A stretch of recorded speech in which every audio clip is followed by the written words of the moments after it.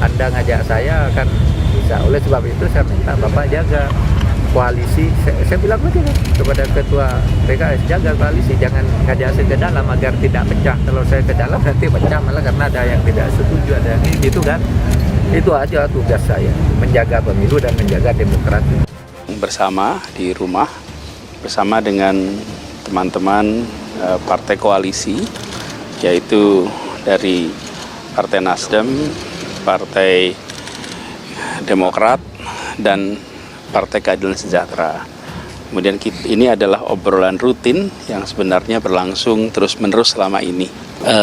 Golkar memang sudah punya sikap, ya, dan kami juga sudah punya sikap. Akhirnya tadi kita membicarakan sesuatu yang kira-kira kita bisa nyambung dalam pembicaraan itu.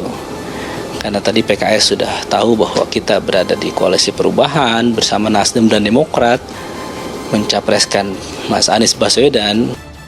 Saya ngerti kondisi di dalam koalisi itu Nasdem, Demokrat, dan PKS. Yang saya nggak ngerti adalah saling tunggu untuk tukar tambah mahar itu.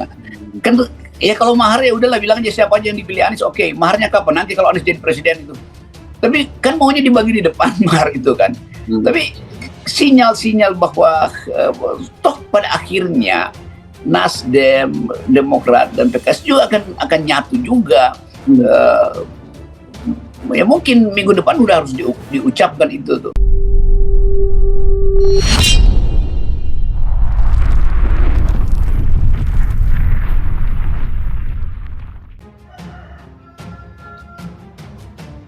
Survei indikator bilang mayoritas pemilih Golkar dukung Anies Baswedan. Ketua Umum Partai Golkar Airlangga Hartarto hadir dalam acara buka bersama dengan Ketua Umum Partai Nasdem Surya Paloh dan Anies Baswedan.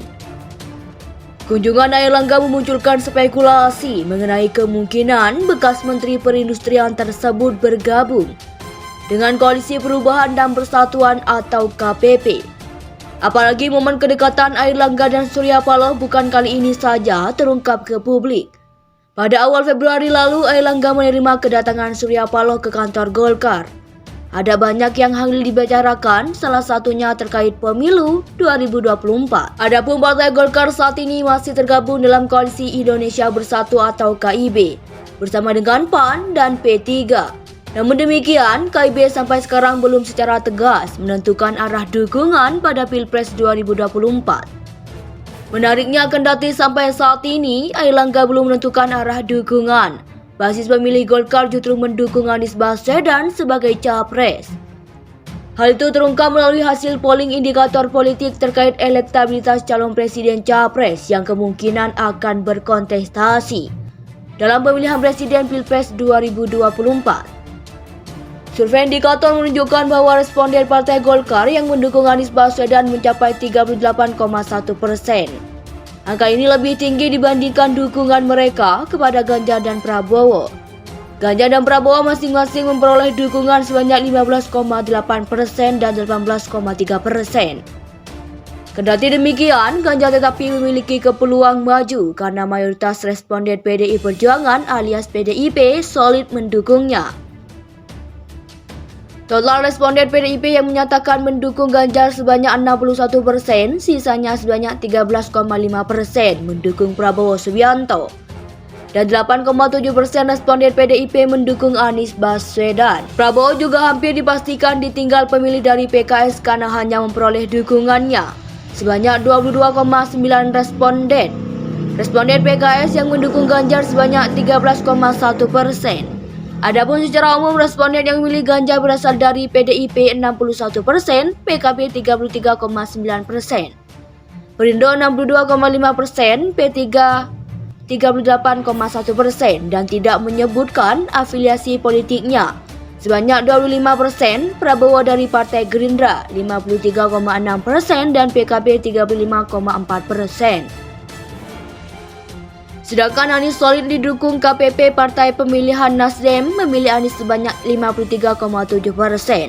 Partai Demokrat 23%, PKS 48,4%, Golkar 38,1% dan PAN 61,4%.